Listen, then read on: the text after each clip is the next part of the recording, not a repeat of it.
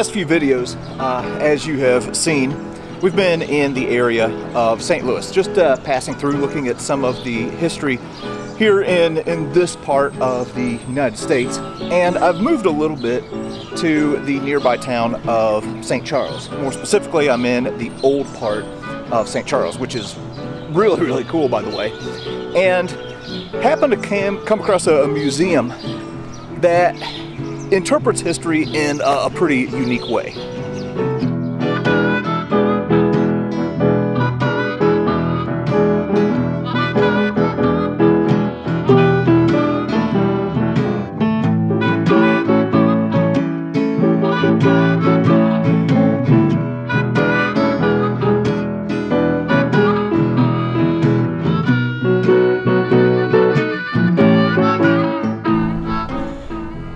Alright, now as I mentioned, I'm in the old part of St. Charles, Missouri, and was walking down the street and happened to see on the side of this building an old advertisement for Coca-Cola. Now, I don't know how old this building is, I don't know how old the advertisement is, but man, I just love the nostalgic look to this.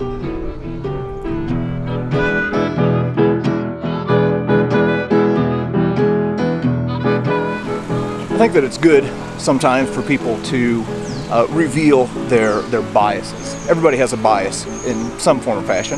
Here's a bias that I have. When it comes between new stuff and old stuff, I prefer the old stuff. And even when people build new stuff, I want it to look like the old stuff. I like the old classic look and things that kind of bring up a little bit of nostalgia. Well, there is a museum right here in the old part of St. Charles called the Soda Museum that is preserving and interpreting history in a pretty unique way.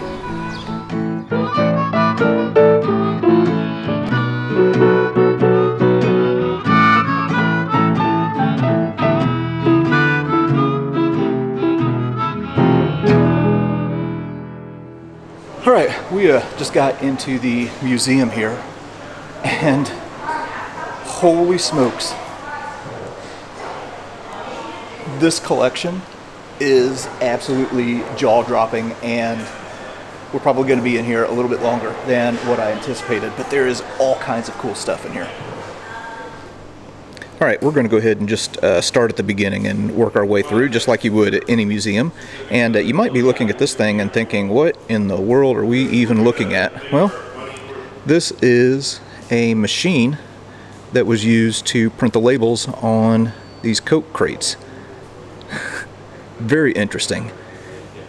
So if this is the level that we are starting off at, I mean, like what other museum is going to have this? You know, if this is where we're starting, I can only imagine what we're going to see in here. Now, this is a really interesting display. If you look right here, you can see this giant Coca-Cola puzzle. This was created by Hallmark Cards of Kansas City in 1986 to celebrate the 100th anniversary of the Coca-Cola Company. And you can see all of these classic Coca-Cola pieces of advertising, cans, and things like that. Well, here they've replicated the exact same thing in the puzzle, only in real life with the actual artifacts. That's really neat. So I started collecting vintage soft drink memorabilia at age 10.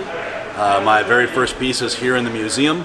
It's marked 28 up there on the in the tray list, and it's from 1937. It's a girl running on a beach, bringing a couple of Cokes to me as I saw it as a 10-year-old, and I thought that the artwork was just beautiful, and the continuity of the logo over the years was something special. So that was the first piece I bought. I would obviously grow from there, continued to buy old serving trays. You know, the entire museum is not just Coca-Cola stuff, it's all major soda brands and some of the minor soda brands. We've got a couple of display cases upstairs with just our St. Louis brands, a couple of brands here from St. Charles. where we're located, and so that's kind of how things got started. Was I bought that first tray, and the artwork I thought was just beautiful, and the history of Coca-Cola being basically tied with American history all along the same way. You know, everything that's happened in America has happened with the Coca-Cola Company too. So, you know, you can see the development of technology through the Coca-Cola Company. You know, the very first AI-generated individual, Max Headroom, was a Coca-Cola advertising guy. So, you know, you just see American history through the eyes of soft drinks. Now, this is really incredible. For those of you who are signed people, this is probably close to being the holy grail. This is a sign that was produced in 1897 and is one of the first known metal signs that was produced by the Coca-Cola Company. It's one of the few that's known to exist. There's another one that's in the Coca-Cola Museum down in Atlanta, Georgia.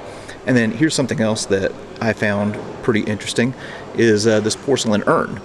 So this was, again, from the 1890s, and it was kind of a thing that the Coca-Cola Company had for people who sold 100 gallons or more of Coke syrup a year. They would give you this porcelain urn on loan that you could keep the syrup in. You know, so obviously pretty fancy. And I say that it was on loan. Most people ended up just keeping these. It says here that by 1899, the requirement for syrup was lowered to 35 gallons a year. But yeah, very rare item. Now, one thing that you are going to see when you come into this museum are tons and tons of these old Coca-Cola serving trays. And right here, there on the far left, you see one of the early ones. This is a 1901 Hilda Clark serving tray. This is the oldest tray that they have in the collection. Hilda Clark was a famous model and was the first woman to be featured on Coca-Cola advertising.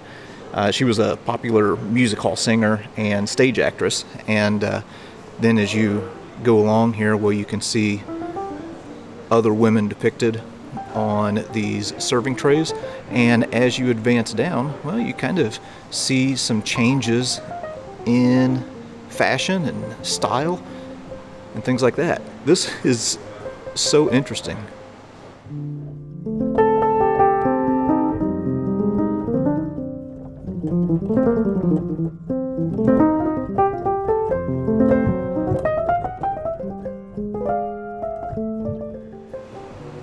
I know this is pretty neat. Here are some old Coca-Cola cartons from 1937. And if you look down here, it's always fascinating to me to look in the past and see what the prices of things were. So here you see 6 bottles, 25 cents, plus a deposit. Okay, then we have another piece of classic advertising here with this calendar. Here's another thing that I wanted to point out that I found interesting. This is an old vending machine from the late 1930s. So as you can see, it holds 12 bottles, so you could get a cold bottle of Coca-Cola. The original price for this vending machine was $24.50.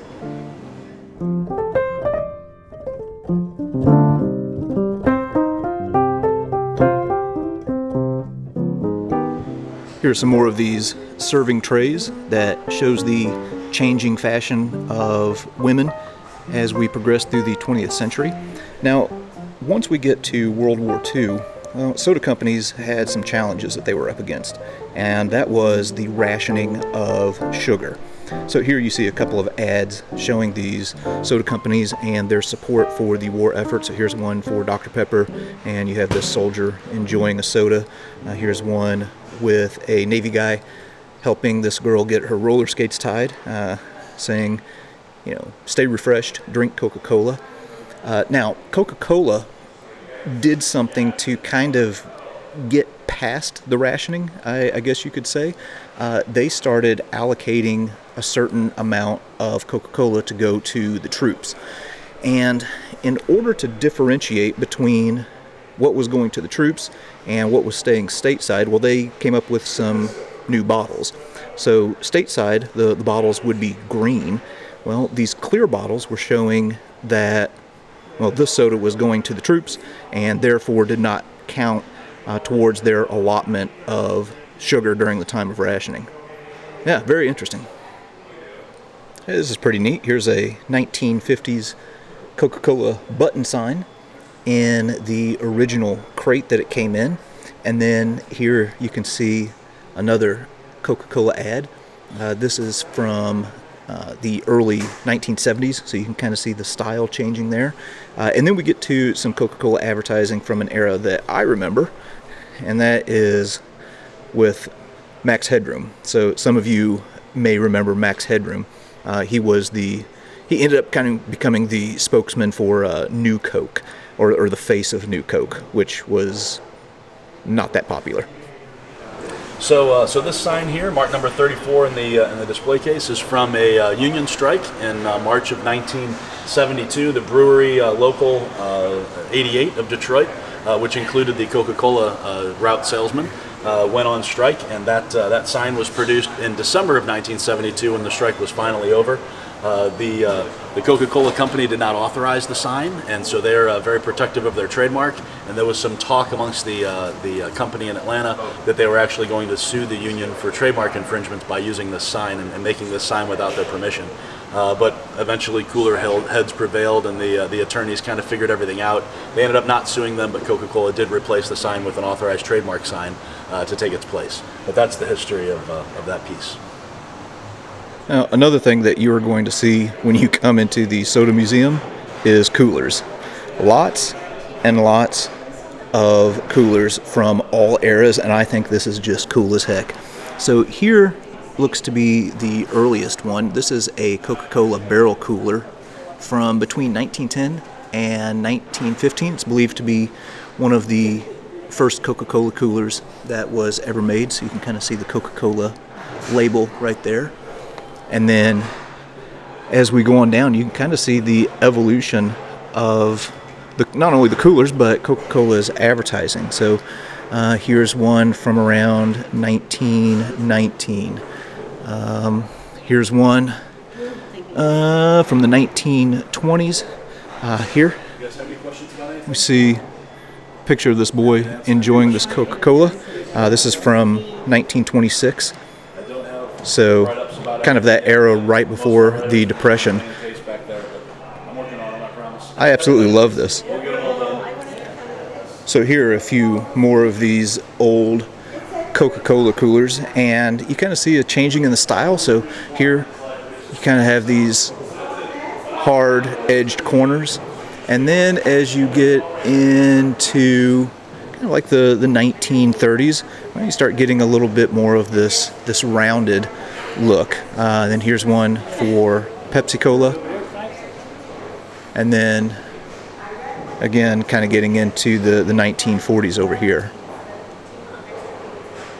Alright, and then over here on this side, well, again you see just more of these Coca-Cola coolers and vending machines. There's one for Pepsi. Here's one primarily advertising Dr. Pepper.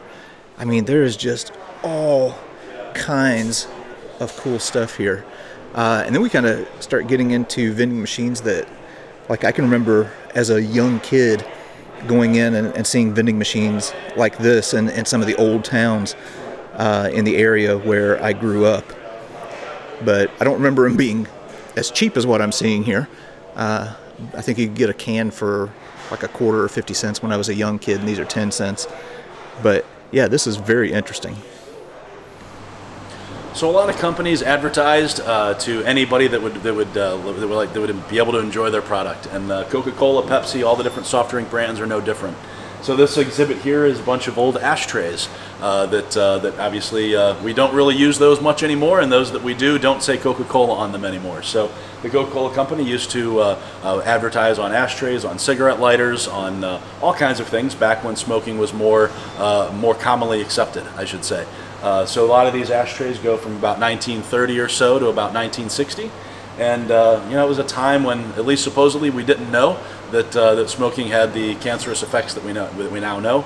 But yes, so there's advertising ashtrays, there's cigar ashtrays, there's cigarette lighters, there's cigar lighters that all feature the soft drink logo brands.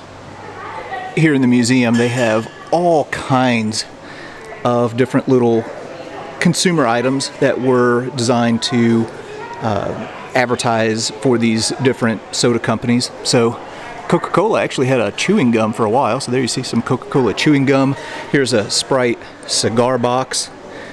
If we go down over here, here's some more Coke branded items. So this, I'm guessing, is probably, Tom might correct me here, maybe from the 80s. You got this Walkman that looks like a Coca-Cola vending machine. Got a little speaker here. All right, so all kinds of neat little interesting items, and like little Coca-Cola radios. This again looks like 70s or 80s to me. Again, I'm not an expert on this like Tom, but you got a little tape player. But there was one item here that I wanted to show in amongst this jewelry and this little kit for the U.S. Navy. Take a look at this. Got like a little watch fob or key fob with Coca-Cola's brand on it that is fashioned in the shape of a swastika. Now you might look at that and think, well, what in the world is going on there? Well, this is from like around 1910s, like 1912-ish, and obviously that is well before the Nazi era. Well, the swastika was a symbol for good luck, and then Hitler came along and ruined it, kind of like he did everything. But yeah, lots of really interesting consumer items here that they have in the museum.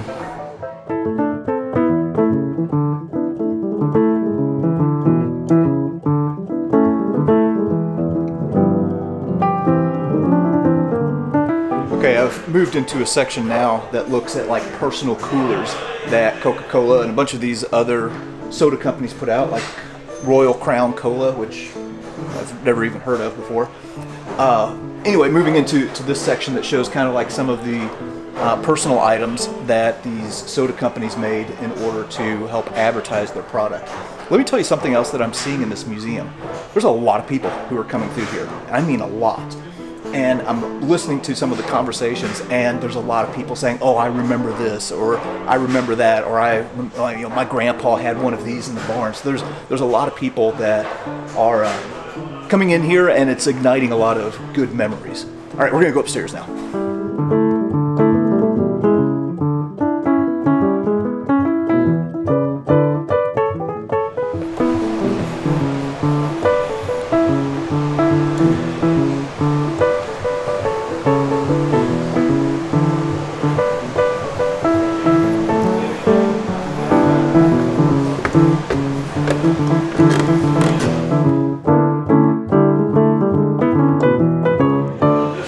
Alright, so we've made our way upstairs, and there are just cases upon cases of different soda products. A bunch of old bottles, so for those of you who are like into bottle collecting and everything, they've got more bottles than you can shake a stick at. And wow, that is a really, for Smile, that's a really interesting bottle there. Oh, here we go. Here's a bunch more of this Max Headroom stuff from the 1980s. So we got this Max Headroom clock. If you don't know who Max Headroom was, you can probably search it up on YouTube and see some of the old commercials from the late 80s. It was like real twitchy and weird, and the voice, you know, would like, I don't know, would kind of break up. It kind of creeped me out when I was a kid.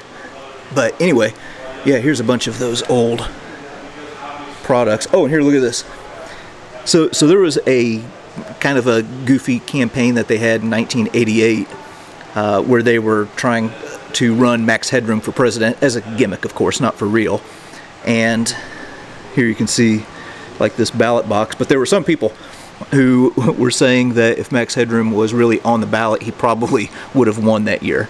So, yeah, nothing's changed. Here you can see a bunch of old toy trucks and cars. And really, this is amazing. It's kind of a history of marketing in a way. You're seeing just all of the different ways that Coca-Cola had its brand all over everything. So here you can see a bunch of old playing cards from Coca-Cola, also with Sprite. Huh. So these are what we call no-drip bottle protectors. So these were popular in the 1920s, 30s, and 40s, and they were basically used for whenever you would pull an iced up Coke bottle out of an ice chest. It would be dripping all over the place. It was prior to refrigeration being used in coolers. So it'd be packed with ice. You'd pull it out, and it'd be dripping all over. And these little bags are kind of like a wax paper on the outside and a felt paper on the inside to absorb the moisture from the Coke bottle. And so they were marketed at first to preserve and to not soil women's gloves or their blouse.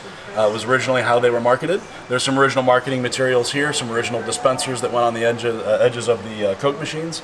But they were for all the major soda brands did them. So Pepsi did them, Coke did them, Dr. Pepper, 7-Up, Orange Crush. Lots of different companies advertised on these no-drip bottle protectors. All right, I want to piggyback off of what Tom was just talking about with these no-drip protectors. So if you look right here, well, this little apparatus that we are looking at is what servers would use to put the Coke bottle into the no-drip protector. So you see this thing kind of looks like an ice cream cone. Well, that sleeve would slide up over the ice cream cone part, and then the server would take the bottle, which is going to be dripping wet, and slide it through the top. It goes down, those little metal pieces expand out, and then goes right into the no drip protector, and then you're keeping your hands and your clothes dry. Interesting.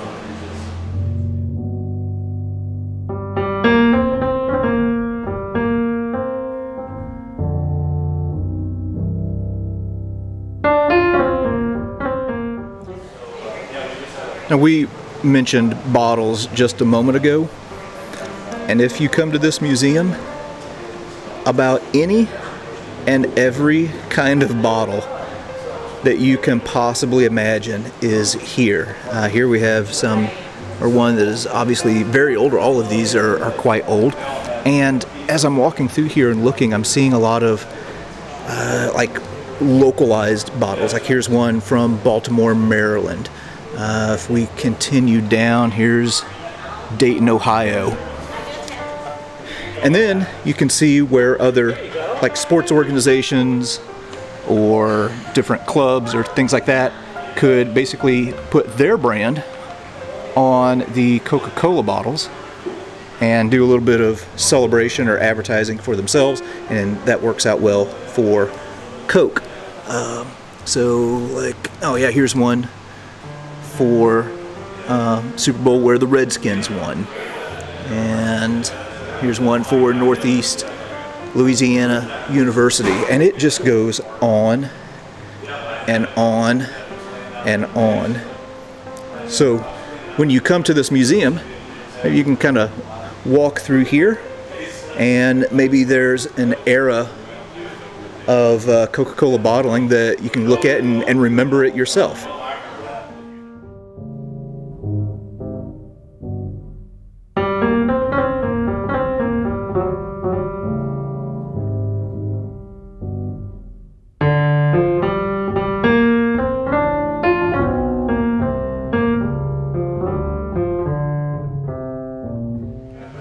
Tom and I were just talking, and he was showing me some more of this stuff and helping me to understand it.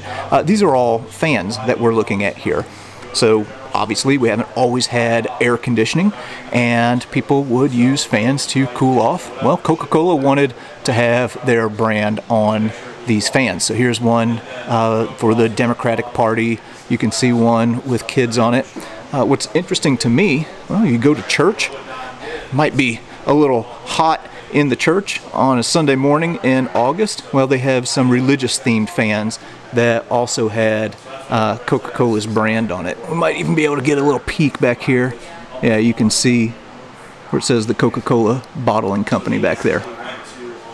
I'm starting to think that Coca-Cola wanted to have their logo on everything, even these ink blotters.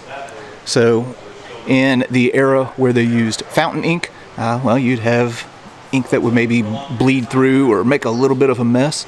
So these are some Coca-Cola branded ink blotters, and they also have some from some other soda brands here.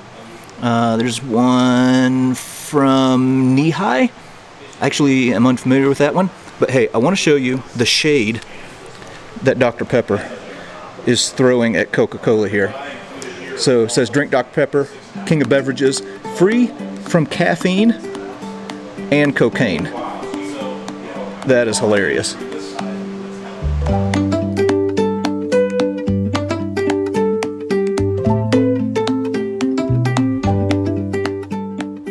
All right, well, that was a little bit from the Soda Museum right here in St. Charles, Missouri. And holy smokes, this place was really, really interesting. So if you ever come through here, definitely stop at this museum. Here's the kicker. Tom told me that what we are seeing in the museum is about 30% of his collection. So this is vast and teaches you about little different slices of American history along the way, not just the history of soda. So yeah, definitely come to this place.